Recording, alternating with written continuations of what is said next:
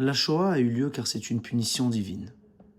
Oui, c'est une idée qu'on peut entendre ici et là, mais elle me dérange profondément. Alors cette idée existe parce que dans la tradition juive, on sait que Dieu dirige l'histoire et parfois même les événements difficiles sont liés aux fautes des hommes. Mais ici, il y a quelque chose qui bloque. Dire que la Shoah est une punition, c'est supposer qu'il y a une faute qui serait proportionnelle à une telle horreur. Des enfants, des familles entières, des millions d'innocents. Quelle faute peut justifier cela?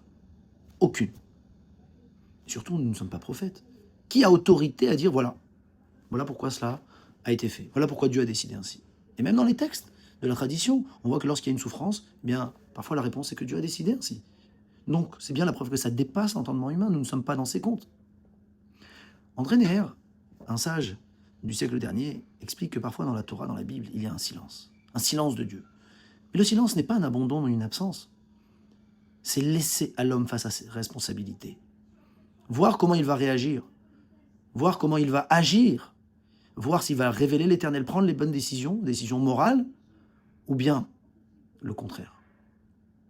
Alors nous, face à cette horreur, qu'est-ce qu'il nous reste à faire? D'abord, surtout pas sombrer dans des explications simplistes.